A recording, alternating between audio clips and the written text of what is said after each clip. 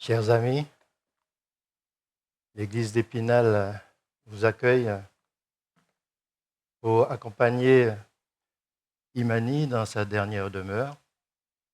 Et c'est avec ce moment, pour accompagner la famille, que nous sommes tous réunis ce matin. Que la paix et la joie puissent vous accompagner, la famille, et que vous puissiez tous les amis qui sont là, les frères et sœurs, qui puissent soutenir la famille en ce jour. Et nous allons nous lever pour chanter ce cantique « Christ est mon rocher ».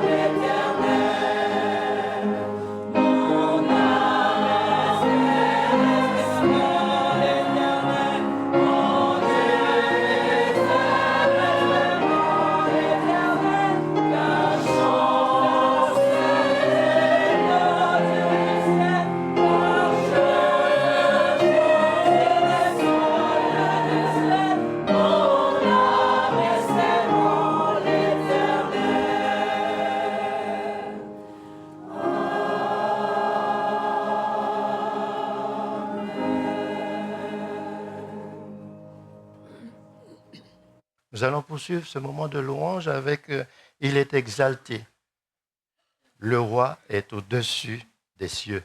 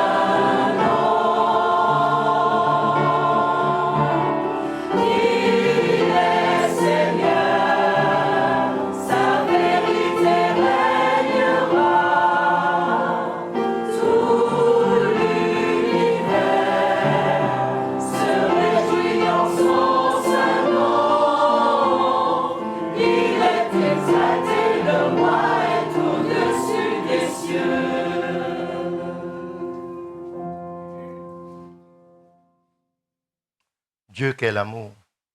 Quel amour que Dieu a pour nous avec la patience. Et c'est avec ce cantique que nous allons poursuivre.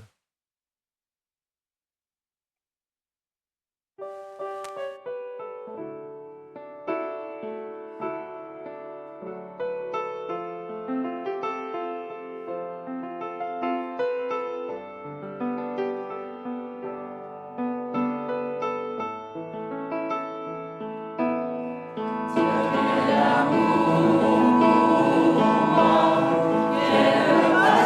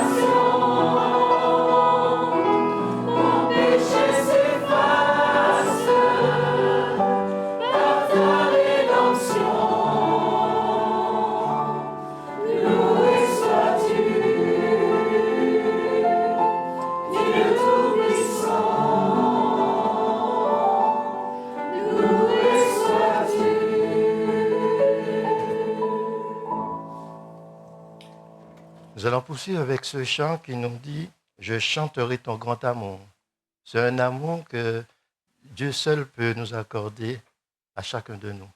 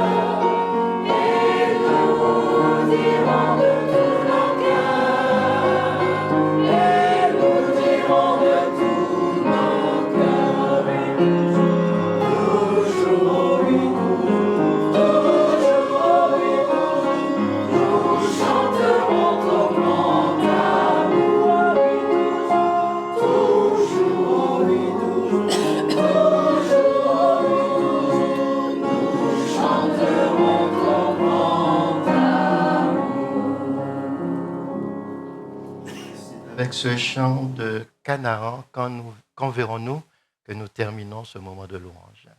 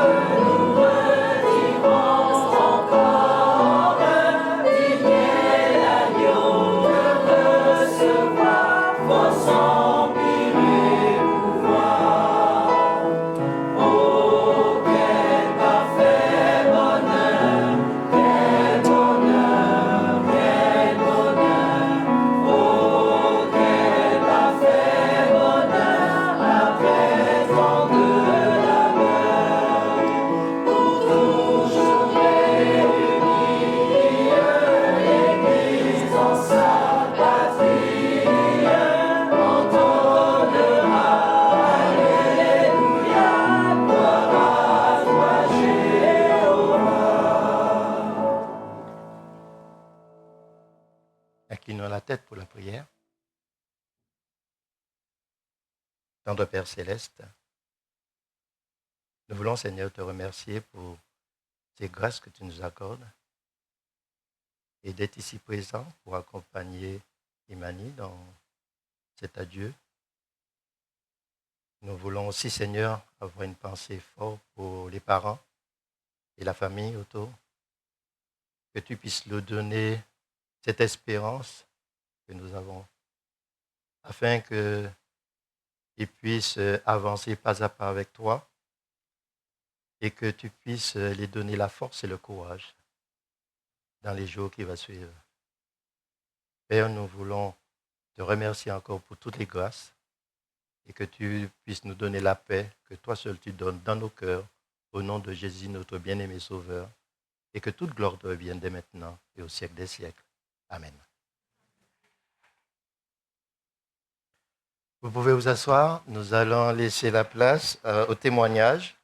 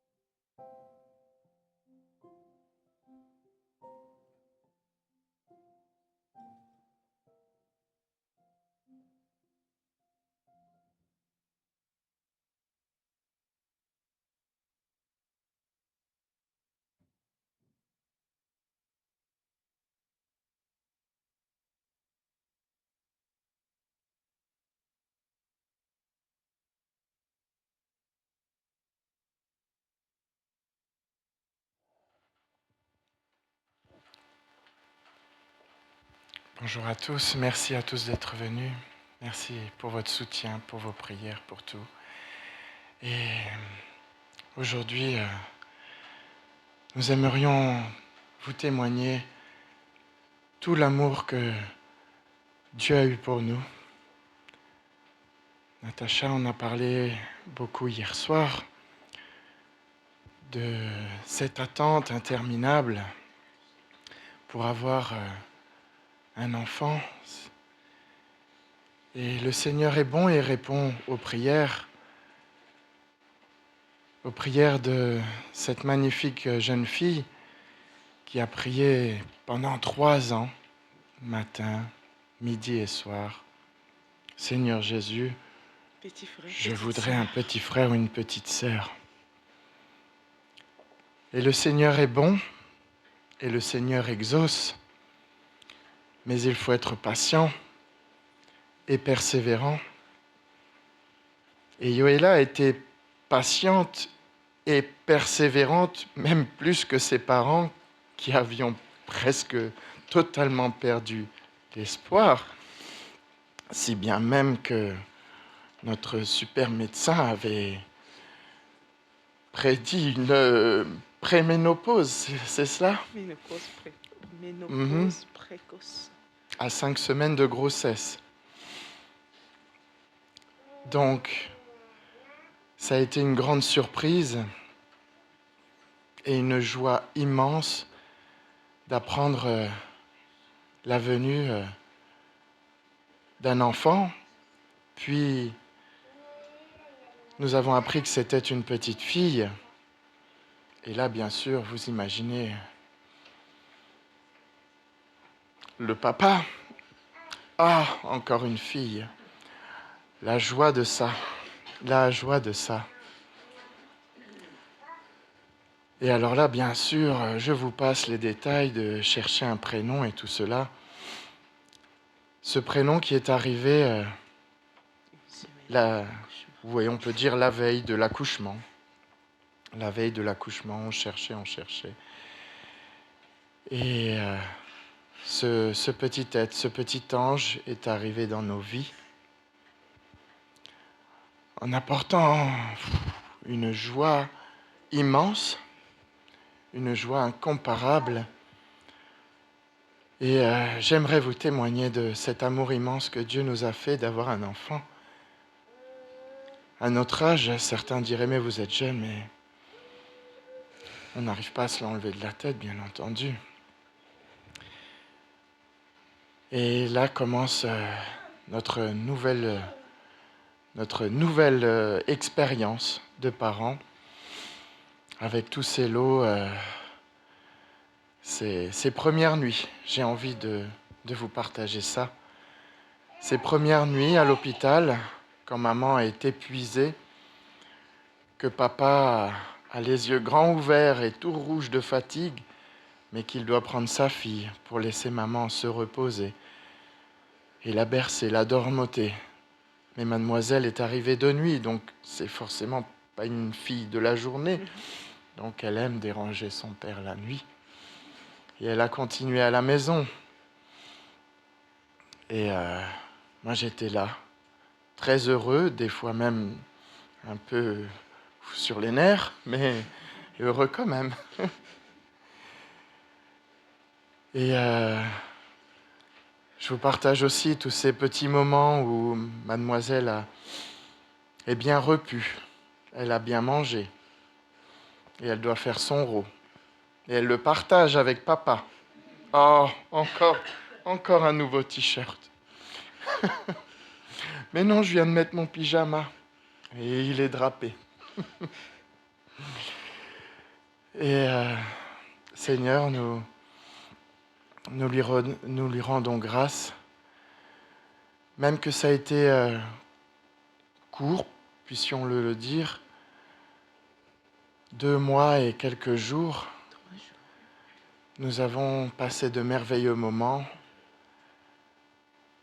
Imani nous a apporté énormément de bonheur.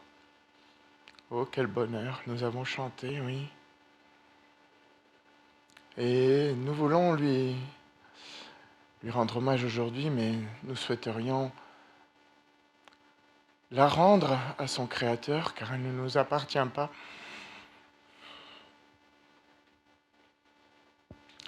Et nous lui disons merci. Merci pour ces bons moments.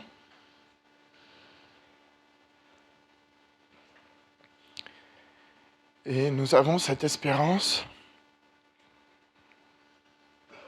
Et même si on se demande encore pourquoi, c'est humain. Nous avons déjà un début de réponse. Oui, Seigneur. Nous devons tout faire pour avoir notre place auprès d'elle, car elle a déjà l'assurance d'avoir sa place. Amen. Amen. Nous entendions encore le message lu par notre frère Philippe hier soir. Ce message de cette belle vision que notre sœur Hélène a eue, des anges qui viendront ce jour saint, ce jour béni, pour venir nous chercher, qui emporteront les petits-enfants dans les bras de leur mère, pour les emmener avec lui, et nous tous qui aurons pris la décision de le suivre. Et c'est là notre mission à partir depuis, mais encore plus à partir d'aujourd'hui, de le suivre, d'avoir notre place.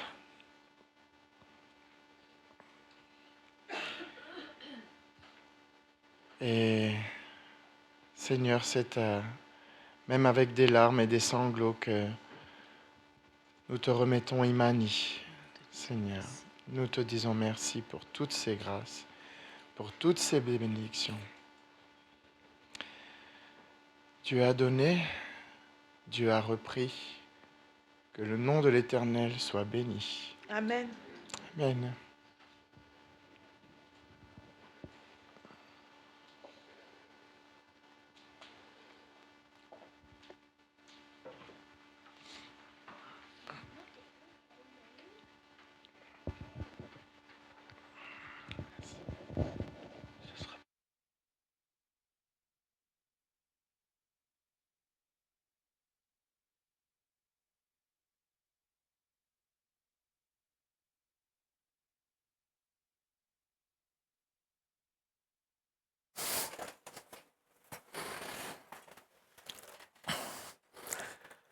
Eh bien, bonjour à tous.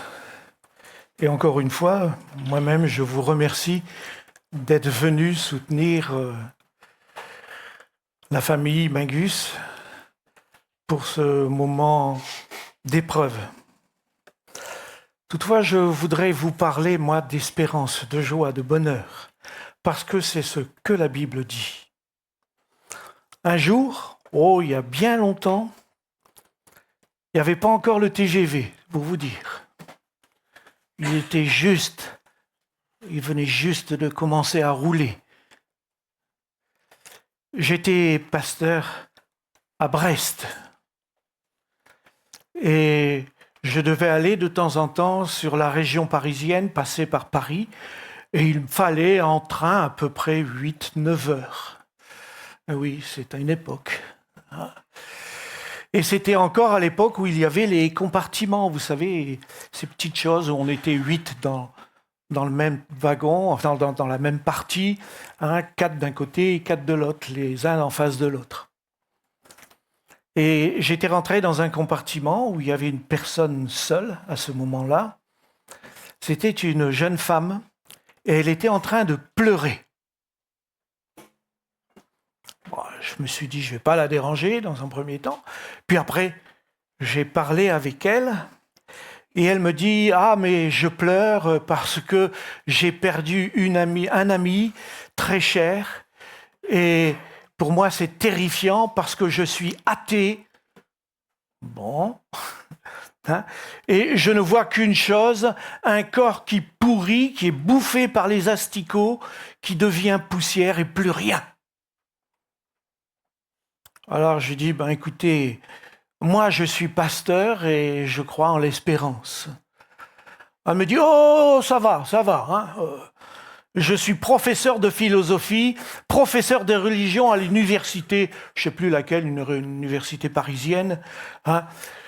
Je connais, moi, vous savez, je n'y crois pas. Je n'y crois pas au ciel, avec on monte au ciel et puis les autres vont griller en enfer. Je n'y crois pas. Je dis, vous avez raison, moi non plus. Parce que la Bible ne parle pas de ça. Je dis, oui, madame. La Bible ne parle pas de ça. Vous savez, quand Dieu dit à Adam, tu es poussière et tu retourneras à la poussière. Il ne dit pas tu monteras au ciel, il dit tu retourneras à la poussière, tu deviendras de la poussière. C'est fini. Dans la Bible, c'est comme ça. Et pourtant, il y a une espérance. Mais dans la Bible, quand on meurt, on redevient ce que l'on était avant de naître. Avant de naître, on n'existait pas. Quand on meurt, on n'existe plus. Il n'y a plus rien. Vous pouvez parler aux morts, il n'entend pas. Il n'existe plus. Et je dis, madame, je voudrais vous montrer. Vous êtes professeur en religion, mais je voudrais vous montrer une chose que vous ne connaissez pas dans la religion. Et on a parlé tout le long du chemin, jusqu'à Paris, 8 heures. Pas mal. On a eu le temps de dire beaucoup de choses. Je ne vais pas tout vous redire maintenant parce que je ne vais pas vous retenir 8 heures quand même. Hein. Mais à la sortie du train, quand elle m'a dit au revoir, elle m'a dit « Merci monsieur, vous m'avez fait du bien. Je vais méditer et réfléchir sur tout ce que vous m'avez dit. » Et j'espère qu'elle a continué. Voyez-vous, dans la Bible, il y a une chose importante, c'est qu'on croit à un Dieu créateur. Oui, c'est vrai que de nos jours, pourtant c'est la réalité de la Bible. La Bible dit que Dieu a créé tous les êtres humains, que ceux qui vivent sur la terre sont des créatures de Dieu. Mais que, malheureusement, quelqu'un est intervenu, une créature qu'il avait créée, puissante, qui s'est rebellée, qu'on appelle Satan, et qui a introduit la mort sur notre planète. Je ne vais pas expliquer tout cela parce qu'il me faudrait plus que 8 heures, mais plusieurs jours. Simplement, Dieu a dit, c'est vrai, qu'à cause de la désobéissance de l'homme, la mort était intervenue sur la terre et que l'homme allait mourir et redevenir ce qu'il était avant de naître. C'est-à-dire rien. Mais Dieu n'a pas laissé l'homme comme cela. Il a dit qu'un rédempteur viendrait et que ce rédempteur apporterait la solution et que ce rédempteur apporterait la vie à tous ceux qui croient. C'est ce que dit la Bible. Déjà dans l'Ancien Testament, dans le livre de Job, Job dit « Je sais que mon rédempteur est vivant ». Et il dit une chose intéressante, il sera le dernier debout sur la terre. Il arrivera un jour où il n'y aura plus un être humain sur la terre, mais lui, il sera encore vivant et debout sur la terre. C'est assez surprenant quand même. Jésus a aussi parlé de la mort Et il est allé dans ce sens-là, mais avec une autre image. Un jour, un ami très cher est mort. Il s'appelait Lazare. Dans Jean, au chapitre 11, on lit « Après ces paroles, il leur dit, parle à ses disciples, « Mon ami Lazare dort, et je vais le réveiller. » Les disciples lui dirent « Seigneur, s'il dort, il sera guéri. » Jésus avait parlé de sa mort, mais ils crurent qu'il parlait de l'assoupissement du sommeil.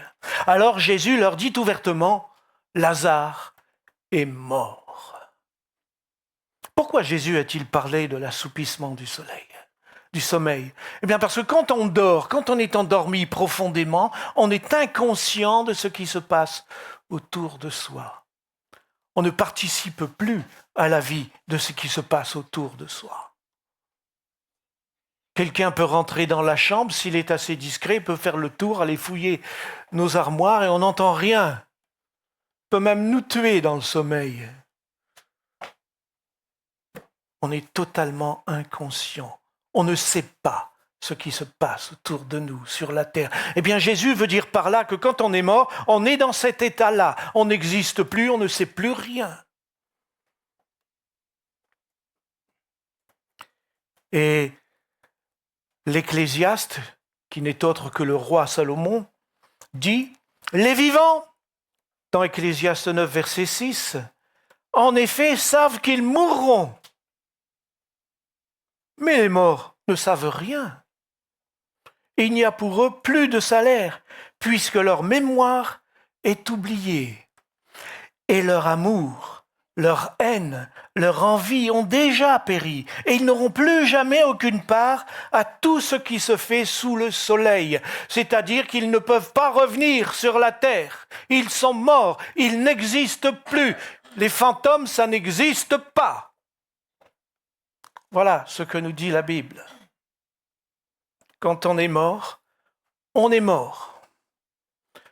Et c'est pour ça qu'il ajoute « Tout ce que ta main trouve à faire avec ta force, fais-le, car il n'y a ni œuvre, ni pensée, ni science, ni sagesse, dans le séjour des morts où tu vas. » Alors ici, la traduction peut faire croire qu'on vit après la mort. On parle de séjour des morts. Le texte hébreu dit le trou, la fosse, là où on met le mort. On ne parle pas de séjour. Parce qu'après la mort, pour un hébreu, on ne vit plus, on n'existe plus. Ça, c'est une chose qu'il faut bien comprendre. Chaque fois qu'on parle de la mort dans la Bible, on fait référence à cet état-là, pas autre chose.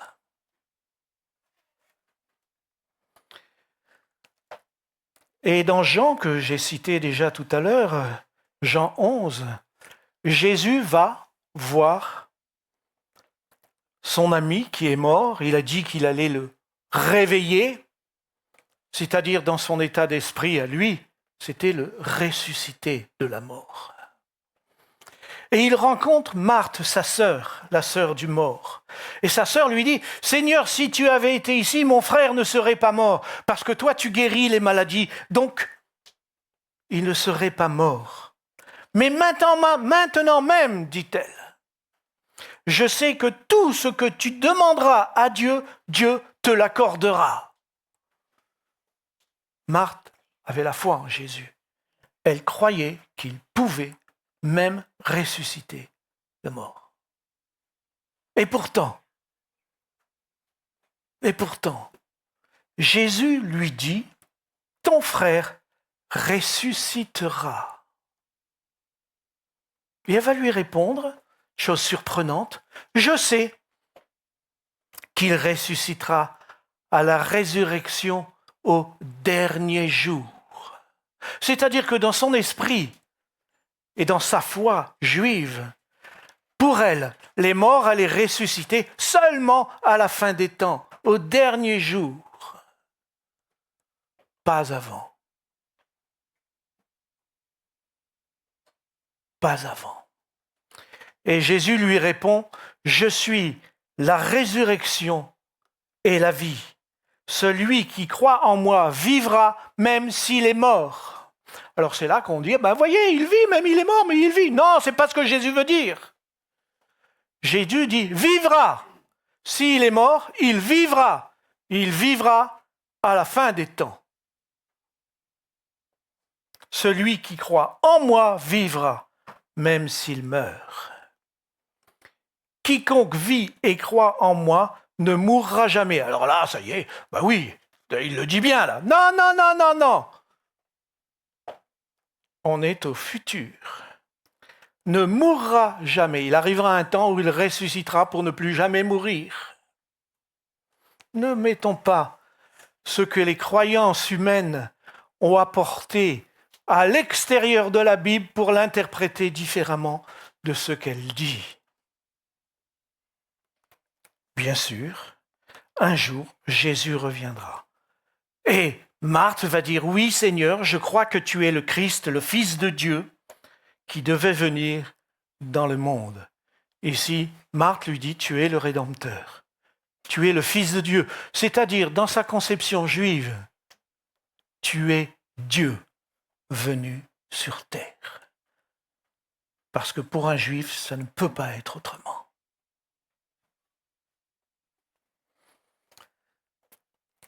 L'apôtre Paul, lui, vient nous dire ce qui va se passer justement au dernier jour. Et ça, c'est intéressant, parce que ça nous intéresse. Alors c'est vrai, quand on est mort, on ne peut plus parler aux morts, on ne peut plus, avoir de relations avec les morts. Et d'ailleurs, Dieu condamne toute recherche de relations avec les morts. Mais ce n'est pas le sujet de ce matin. Les morts n'existent plus. Et Paul veut faire comprendre quelque chose d'important. Il dit dans 1 Corinthiens 15, au verset 22 et 23, « Et comme tous meurent en Adam, nous mourrons tous en Adam, nous passons par la mort qui a été celle d'Adam, il est poussière, il est redevenu poussière, mais tous revivront en Christ.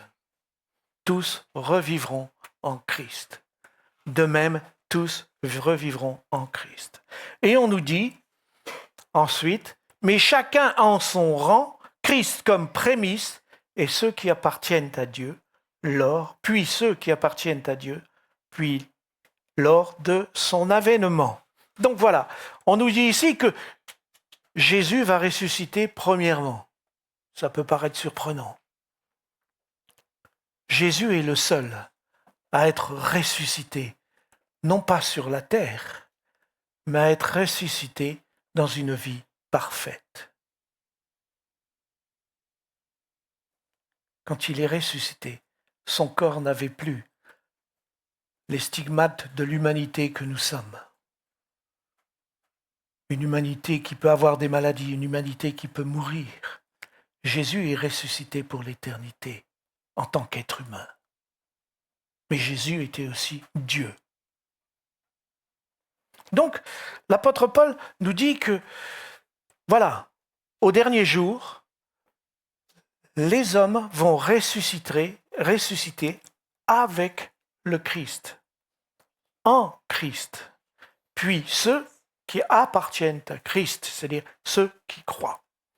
Et un peu plus loin, au verset 51, elle dit, « Voici, je vous dis un mystère. Nous ne mourrons pas tous, mais tous seront changés.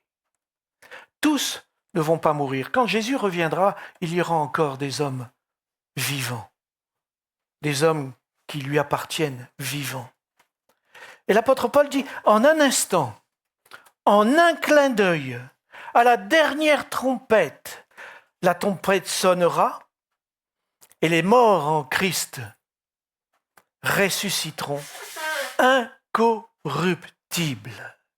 Quand ils sont morts, ils étaient corruptibles. Leur corps s'est désagrégé. Ils sont devenus un squelette, puis totalement de la poussière. Mais ils ressuscitent incorruptible, un corps qui ne peut plus mourir, qui ne peut plus vivre la corruption de la mort, la disparition, redevenir poussière. C'est fini. Et nous serons changés. Les vivants seront changés, eux aussi, parce que tous vont pouvoir être transformés. Il le dit juste avant, mais tous seront changés. C'est-à-dire qu'au moment où Christ va revenir, les morts par la foi vont ressusciter, incorruptibles, et ceux qui croient ressusciteront seront transformés d'une manière incorruptible. Et oui. Il faut, dit-il au verset 53, car il faut que ce corps corruptible revête l'incorruptibilité et que le corps mortel revêt l'immortalité. Lorsque ce corps corruptible aura revêtu l'incorruptibilité et que ce corps mortel aura revêtu l'immortalité, alors s'accomplira la parole qui est écrite.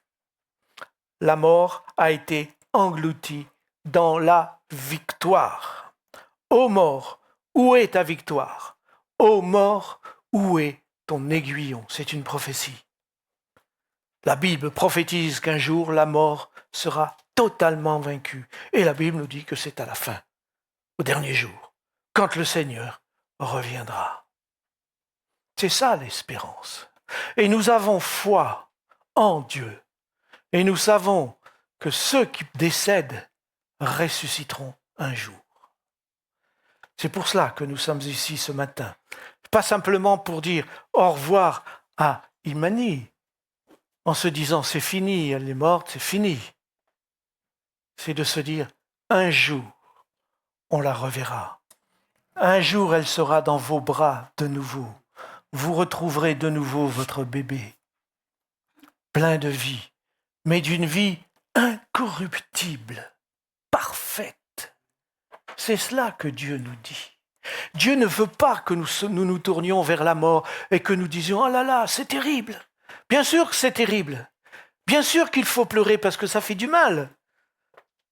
Mais ce n'est pas la fin, même si ça peut le paraître. Dieu a un projet, et ce projet, c'est la résurrection. Dans 1 Thessaloniciens, chapitre 4 et au verset 13, l'apôtre Paul nous dit « Nous ne voulons pas, frères, que vous soyez dans l'ignorance au sujet de ceux qui sont décédés, afin que vous ne vous affligiez pas comme les autres qui n'ont point d'espérance. » Est-ce que nous avons l'espérance en Dieu? Si nous avons l'espérance en Dieu, nous ne devons pas nous affliger outre mesure. N'oublions pas que l'apôtre Paul était un oriental. Il habitait au Moyen-Orient. Et je ne sais pas si vous avez déjà vu au Moyen-Orient comment ça se passe quand il y a un enterrement. Ça pleure, ça crie, c'est une excitation terrible. Pour un occidental, c'est surprenant. Et l'apôtre Paul dit, on n'a pas besoin d'être comme ça. On pleure, c'est normal, on a perdu un être cher, on ne sait pas quand on va le revoir, on pleure, c'est normal. On est triste, c'est normal. Mais si on a l'espérance, ne sombrez pas dans l'excès, dit l'apôtre Paul. Appuyez-vous sur l'espérance.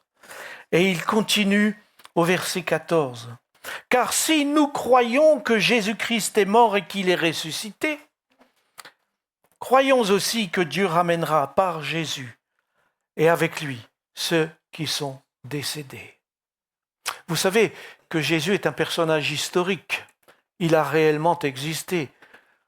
Maintenant, on sait historiquement que le personnage a existé. Il a tellement marqué son époque que c'est impossible qu'il n'ait pas existé. Et en plus, on sait que le christianisme n'aurait pas pu exister sans Jésus, et encore moins sans sa résurrection. Imaginons des personnes qui croient que quand le corps est mort, quand l'être est mort, il n'y a plus rien, la personne n'existe plus, et prétendent qu'il est vivant encore et être capable d'inventer des choses de cette sorte. Et tous les spécialistes sincères et profonds de l'histoire disent le christianisme n'aurait pas pu exister si Jésus n'était pas ressuscité. La résurrection de Jésus est une réalité. Il faut donc s'appuyer sur cette résurrection. Si nous croyons, nous dit l'apôtre Paul, qu'il est mort et qu'il est ressuscité, croyons aussi donc que Dieu ramènera par Jésus avec lui ceux qui sont décédés. L'apôtre Paul est clair. En effet, voici ce que nous déclarons d'après la parole du Seigneur. À l'époque, Paul était vivant. Il dit, nous les vivants, restés pour l'avènement du Seigneur, nous ne devancerons pas ceux qui sont décédés. Il y avait une croyance à l'époque que, puisqu'on était vivant, on ira plus vite au ciel, puisque les autres sont sous la terre. Eh bien, Paul dit non, on ne va pas les devancer. Ce n'est pas vrai. Non. Car le Seigneur lui-même a un signal donné à la voix d'un archange, au son de la trompette de Dieu, descendra du ciel et les morts en Christ ressusciteront premièrement. Ensuite, nous les vivants qui serons restés, nous serons tous enlevés ensemble avec eux sur des nuées à la rencontre du Seigneur dans les airs. Et ainsi, nous serons toujours avec le Seigneur. Voilà ce que nous dit la parole de Dieu. Les morts sont dans la tombe, ils attendent le retour du Christ. Et quand le Christ reviendra, ils ressusciteront pour enfin recevoir l'espérance en laquelle ils ont cru. Et l'apôtre Paul dit, « Consolez-vous donc les uns les autres par ces paroles. » Ce sont des paroles de consolation. Lorsque l'on est face à la mort, il ne faut pas sombrer dans une tristesse tellement profonde qu'il n'y a plus d'espoir. Non, l'espérance est là, l'espoir est là, le Seigneur le dit. Nous avons une consolation. Un jour, ils vont ressusciter pour être avec Christ. Et quand le Seigneur reviendra, un ange viendra t'apporter Imani. Il faut y croire. L'apôtre Jean, dans l'Apocalypse, vous savez, ce livre dont on a tellement peur, parce que c'est horrible, eh bien c'est un livre plein d'espérance, lui aussi. Certes, il décrit des choses terribles, parce que Jean voit l'avenir, il voit des catastrophes. Y en a-t-il pas? Non? Eh si, il y en a. Jean les a vues. Elles sont là.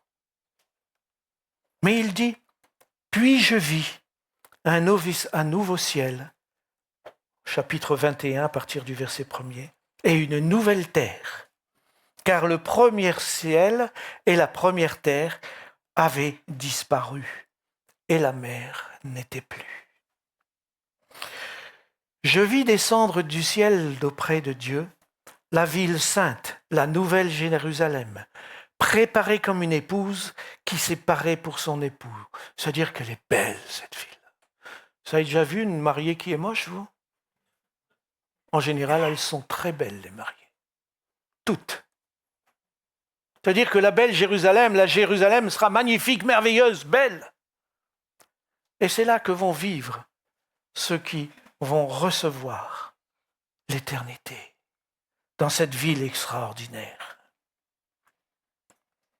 Et j'entendis du trône une voix forte qui disait, du trône de Dieu, il y a une voix qui parle, celle de Dieu. Voici le tabernacle de Dieu avec les hommes, et il habitera avec eux, et ils seront son peuple, et Dieu lui-même sera avec eux. Et il ajoute, et il essuiera toute larme de leurs yeux, et la mort ne sera plus. Et il n'y aura plus ni deuil, ni cri, ni douleur, car les premières choses auront disparu. Le monde que nous connaissons maintenant n'existera plus. C'est la promesse que Dieu fait. Le monde n'existera plus. Et celui qui était assis sur le trône dit, c'est-à-dire Dieu, « Voici, je fais toutes choses nouvelles. » Et il dit, « Écris, car ces paroles sont certaines et véritables. » Et quand Dieu dit cela, c'est que c'est vrai. Voilà ce à quoi nous sommes amenés à vivre. Nous sommes dans un temps de tristesse. C'est normal. Mais Dieu nous dit, ne vous attristez pas à l'excès. J'ai la solution.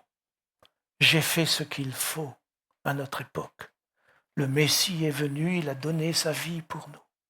Et par sa vie et sa résurrection, nous pouvons un jour ressusciter après la mort, quand il reviendra.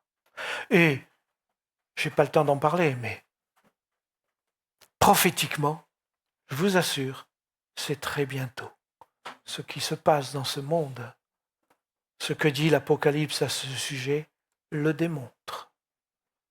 Alors, ne soyons pas tristes à l'excès. Triste, c'est normal, tu as le droit de pleurer, Natacha. Hein? Tu le sais, je te l'ai déjà dit. Moi aussi, je pleure, Imani. Quand j'ai vu rentrer ce petit cercueil, ça m'a fait mal. Ça fait mal. Et les larmes sont aux yeux. C'est normal. Mais dans le fond de mon cœur, je voyais cette photo d'Imani et je disais, ça va être chouette de la revoir. Je me souviens, il y a 15 jours, ici, elle m'avait fait de tellement beaux sourires, tu te souviens? C'était chouette. Hein? Et j'ai hâte de la revoir pour qu'elle me fasse de nouveau ces magnifiques sourires. En plus, alors, on aura une chance à ce moment-là, c'est que son sourire, il sera parfait. Hein? Alors, gardons cette espérance et disons merci Seigneur. Amen.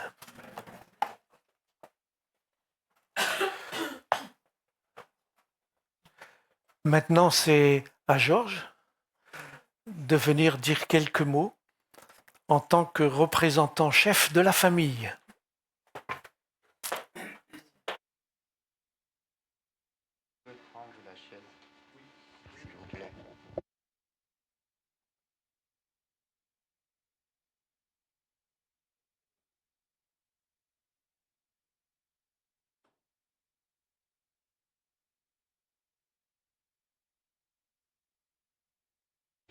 Excusez-moi, hein, je n'ai pas encore 90 ans, mais je préfère être assis pour dire ce que j'ai à dire, tout simplement parce que j'ai peur que mes pieds se dérobent sur moi, parce que j'ai pas envie de regarder le cercueil. Je suis sincèrement désolé, parce que au mois de mai, j'ai reçu une photo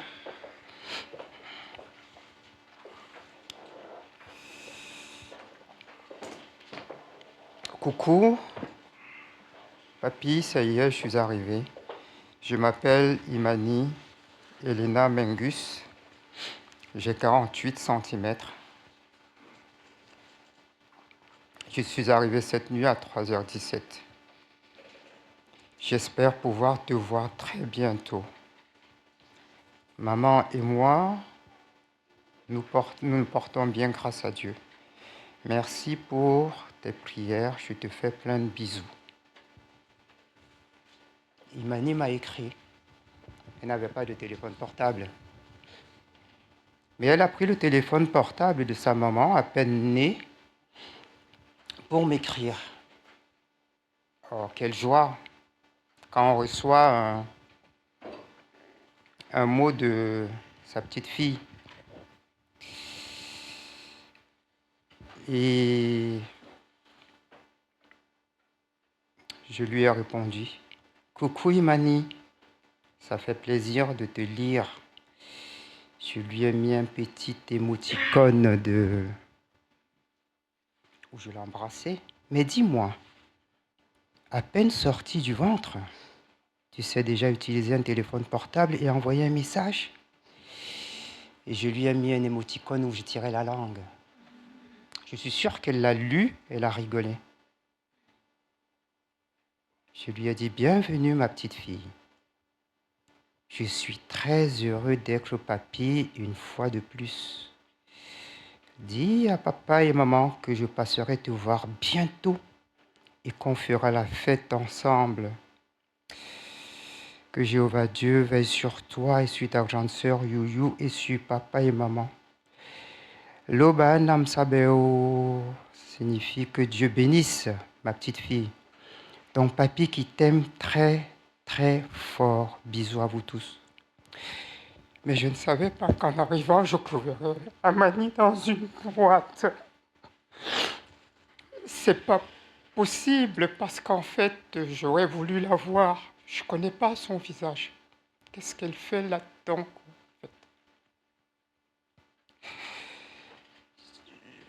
En toute sincérité, quand on ne vit pas des situations comme celle-là, on est toujours un peu sur la réserve, c'est vrai. On se dit qu'on est fort. Oui, on est fort. Et on doit l'être parce qu'en fait, Dieu nous permet de l'être. Je vais vous citer un petit passage de la Bible, si vous me permettez, s'il vous plaît.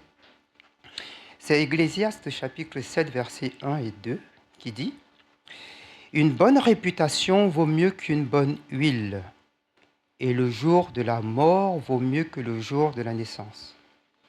Mieux vaut aller à la maison de deuil qu'à la maison de banquet. » Mais je ne suis pas heureux de venir à cette maison de deuil.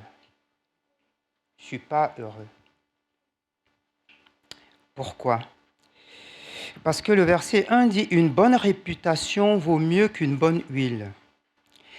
Il y a bientôt 3 ans et demi, maman était à la place d'Imani. J'ai enterré maman. Nous, toute la famille, nous avons enterré maman à Amiens. Elle avait 90 ans. Et ça ne me dérangeait pas de regarder le cercueil. Pourquoi? Parce qu'en fait, maman, à 90 ans, elle avait traversé beaucoup de situations difficiles par rapport à la santé. Et malgré sa mort, car si on m'avait posé la question, malgré la maladie de maman, est-ce que tu veux qu'elle parte? J'aurais dit non. J'aurais préféré la garder, même malade. Souvent, des fois, à 3 heures du matin, j'étais obligé de me réveiller pour l'amener à l'hôpital, sachant que le lendemain, à 8 heures, j'avais cours. Mais j'étais heureux de le faire. Et quand elle sortait de l'hôpital, c'était la fête. J'appelais tout le monde pour leur dire « Maman est sortie de l'hôpital » et tout le monde était content et on bénissait Dieu. Si on m'avait demandé à 90 ans « Maman, est-ce que tu veux la laisser partir pour se reposer ?» J'aurais dit non. Elle était malade. Elle avait 90 ans. Elle avait une réputation, maman. Si vous demandez à chaque petit-fils ici, à chaque arrière-petit-fils ou petite-fille, à chaque fille, à chaque enfant, même aux voisins, là où elle était au Cameroun, parce que maman est morte à Amiens, et même quelques personnes qui la connaissaient à Amiens, les amis qui venaient souvent manger à la maison, ils étaient tous conquis par la générosité de maman. Elle avait une réputation. Et le jour de sa mort, il y a beaucoup de personnes qui l'ont pleuré. Mais Imani, elle n'était pas malade. Elle avait 2 mois, tout le contraire de maman. Comment pouvons-nous accepter qu'elle soit dans une boîte comme maman? C'est pas possible. Mais est-ce que ça doit être une source de désespoir? Non. Mais la vie fait qu'aujourd'hui, elle est là. Je suis l'oncle de Natacha, le seul garçon de la famille du côté maternel qui reste. Donc je représente en fait le papa de Natacha, le papa de toute la famille ici en France. C'est pas facile de vivre des situations comme celle-là. Il y a certains peut-être qui meurent dans le ventre. Il y a d'autres qui meurent à la naissance. Et puis il y en a d'autres comme Imani qui meurent à 2 mois. Mais voir un enfant partir, ça fait mal et ça laisse des traces. La maman a dit hier que ce n'est pas aux parents de voir les enfants partir, surtout à cet âge-là. Ce n'est pas possible, ça fait très mal. Mais on doit l'accepter. Pourquoi? Parce que le pasteur l'a dit tout à l'heure, c'est par Adam que tout ça arrive. Dieu n'y est pour rien. Et si Imani avait quelque chose à nous dire? La réputation d'Imani, on ne sait pas ce qu'elle serait devenue. Ma mère, elle avait une réputation. Mais Imani, elle serait devenue quoi? Une personne gentille. Elle faisait déjà des beaux sourires à maman.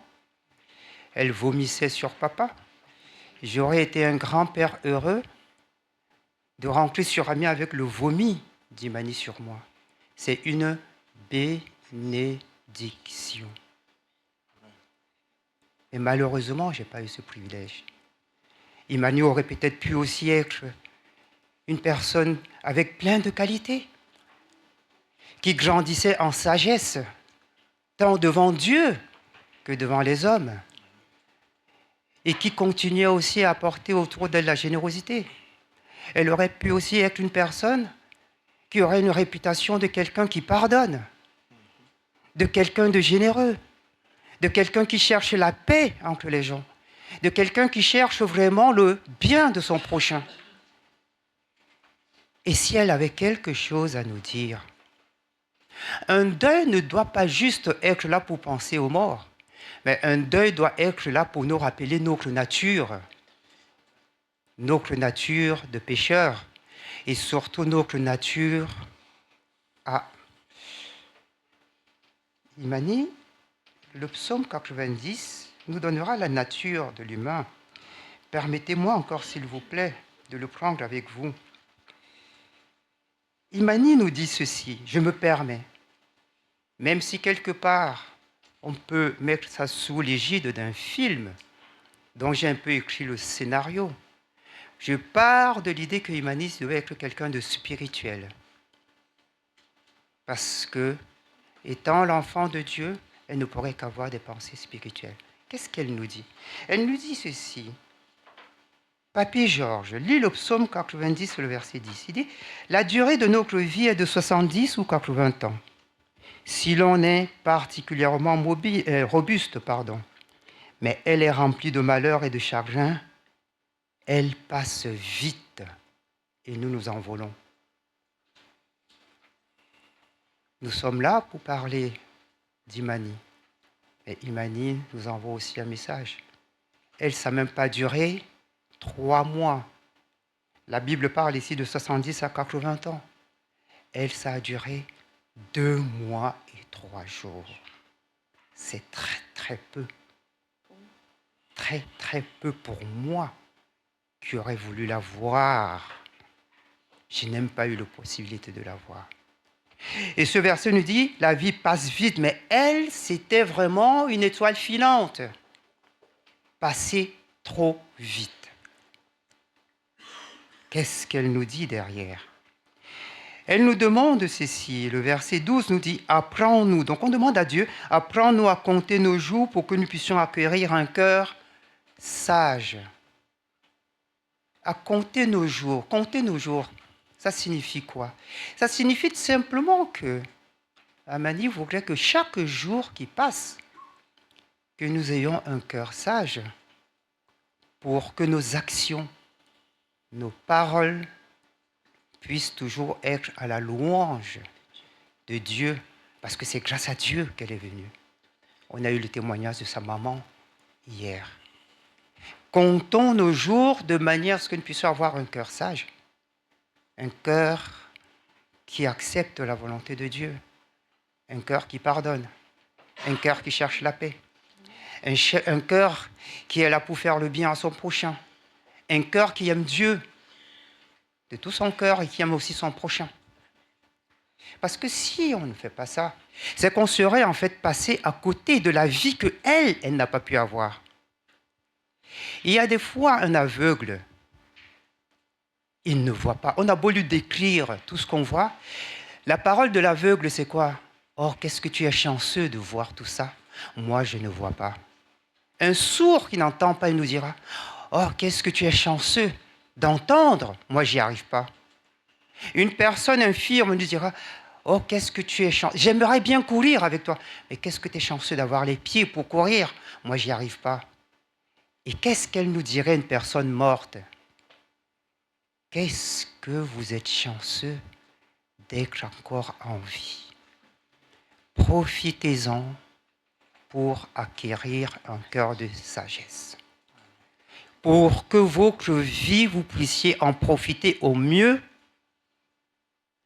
dans la louange de Dieu.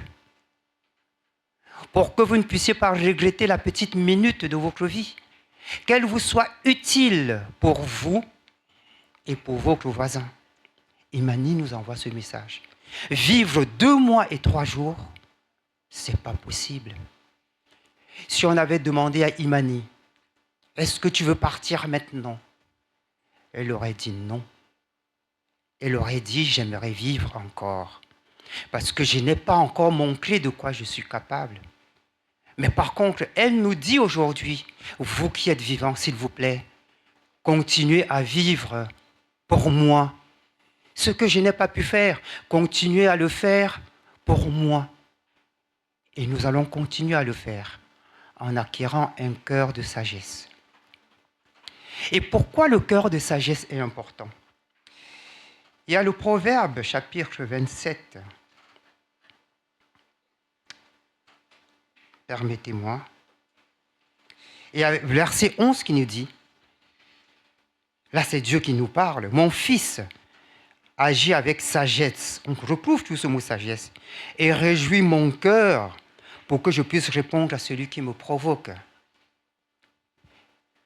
Nous devons cultiver un cœur de sagesse pour réjouir le cœur de Dieu, afin qu'il réponde à Satan, parce que le diable, il aimerait bien que nous puissions nous éloigner de Dieu. Non. Que la mort d'Imani ne nous éloigne pas de Dieu. Que la mort d'Imani ne nous pousse pas, comme l'a dit le pasteur, à nous affliger plus qu'il n'en faut. Non, ça fait mal. Et je vous le dis, j'ai du mal à regarder son cercueil. Parce que ce n'est pas là que je devais l'avoir. Je devais l'avoir entre mes bras et lui faire plein de bisous. Mais malheureusement, je n'ai pas eu ce privilège. Donc ce proverbe nous dit d'avoir un cœur de sagesse pour réjouir le cœur de Dieu afin qu'il puisse répondre à celui qui le provoque, au diable. Natacha, ma fille, Alex, mon beau,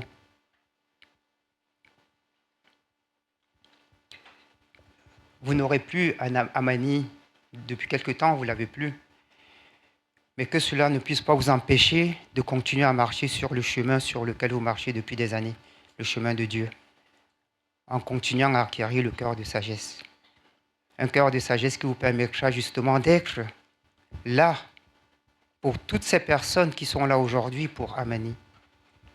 Et d'être toujours là pour eux, leur manifester de l'amour, leur manifester le pardon, leur manifester de la joie, les regarder avec des yeux qui reflètent la pensée de Dieu et continuer à faire le bien autour de vous.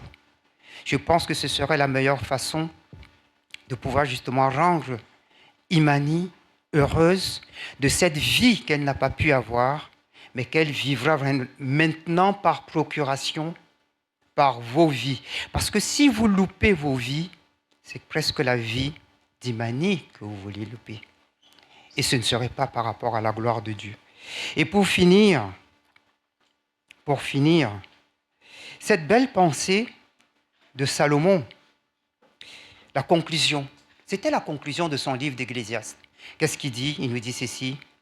Après avoir dit que tout est vanité, il poursuit devant. Oui, la vie, c'est vanité. L'orgueil dans le monde, ça ne sert à rien. Vous voyez où nous allons tous finir, chacun de nous ici, dans une boîte. Quand on ne sait pas. Alors, conclusion de la chose, tout ayant été entendu, comme dit Salomon, Crains le vrai Dieu et obéis à ses commandements, car c'est là toute l'obligation de l'homme.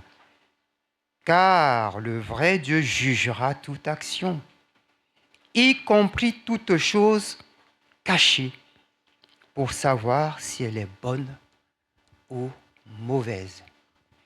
Que nos actions reflètent ce que nous avons dans nos cœurs. Et que pour Imani, que pour nos vies et pour toutes ces personnes que nous avons perdues, nous continuons à cultiver un cœur de sagesse, un cœur qui pardonne, un cœur d'amour, afin que nous puissions avoir la possibilité, comme l'a dit le pasteur tout à l'heure, de les recevoir dans le nouveau système de choses, sous la gloire de notre Créateur. Amen.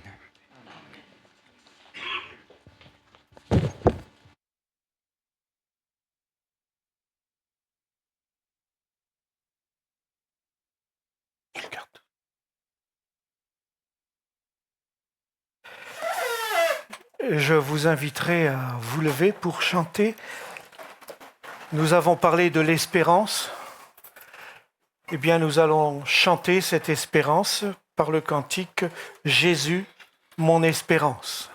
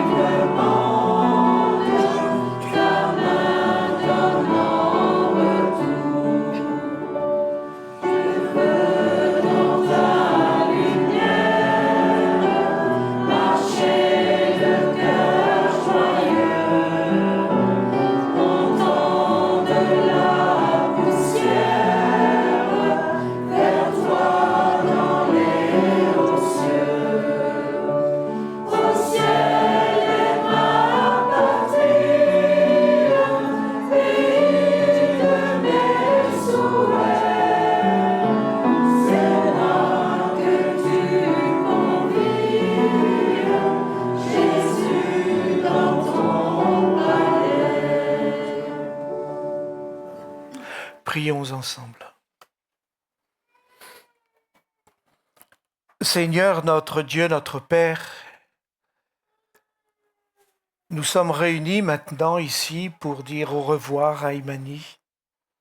Et c'est vrai que nous avons le cœur blessé parce que la petite est partie. Mais nous avons confiance en toi, Seigneur. Comme nous venons de le chanter, tu es notre espérance. Et tu nous as promis, Seigneur, que quand tu reviendrais, tu accorderais la résurrection pour la retrouver. Alors nous te disons merci, Seigneur. Merci tout d'abord pour ce don d'Imani que tu as fait à ses parents. Même si ce fut court, tu leur as donné beaucoup de joie. Et tu leur dis maintenant, faites-moi confiance, patientez, je vous la rendrai. Alors Seigneur, nous faisons confiance, nous patientons et nous te glorifions et te remercions pour ce don que tu nous as fait avec cette petite Imani. C'est en Jésus que nous te prions. Amen.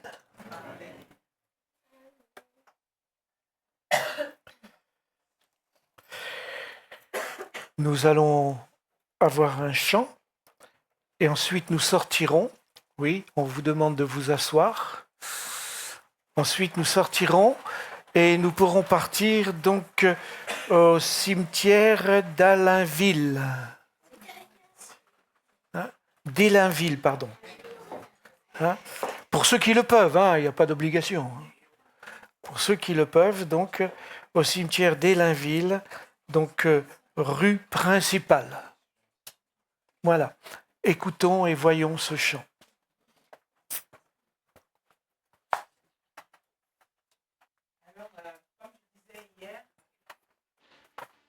Ma façon de m'exprimer, c'est dans le chant.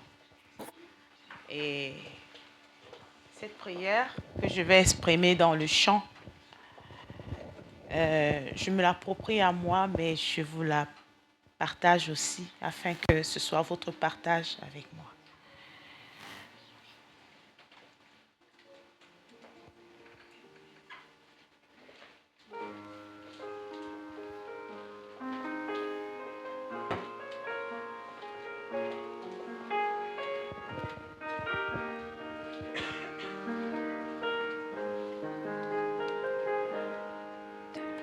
Seigneur, viens dans mon cœur en ce moment. J'ai besoin de toi, car ta présence me donne la paix. Viens Seigneur et remplis-moi. Inonde-moi Seigneur, inonde-moi Seigneur, par ta présence. Inonde-moi Seigneur, inonde-moi Seigneur, inonde-moi Seigneur, j'ai tant besoin de toi. Inonde-moi, Seigneur. Seigneur, viens dans mon cœur. En ce moment, j'ai besoin de toi, car tu es mon réconfort. Viens Seigneur, fortifie-moi. Inonde-moi Seigneur, inonde-moi Seigneur, de ta présence. Inonde-moi Seigneur, inonde-moi Seigneur, inonde-moi Seigneur, j'ai tant besoin de toi. Inonde-moi, Seigneur.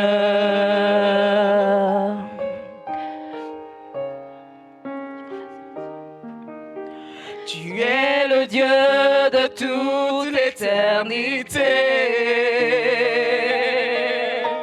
celui qui est, qui était et qui vient. Tu es le Dieu de toute l'éternité, celui qui est, qui était et qui vient. Inonde-moi, Seigneur, inonde-moi, Seigneur, de ta présence. Inonde-moi, Seigneur, inonde-moi, Seigneur, Inonde-moi, Seigneur, j'ai tant besoin de toi. Inonde-moi, Seigneur.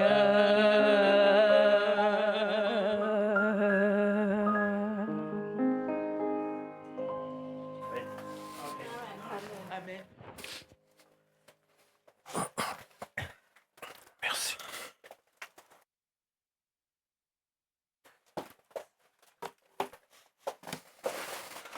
Voilà, nous allons sortir après que les pompes funèbres aient fini leur travail et nous sortirons par l'arrière. Dans le hall, il y a un cahier de condoléances. Vous pouvez écrire, si vous voulez, quelques mots de réconfort pour la famille. On peut ramener le cahier à la salle. Oui, après, oui. Du moins, c'est pour ceux qui ne vont pas au cimetière, parce que le cahier va être emmené au cimetière. Vous pourrez encore écrire au cimetière. Hein.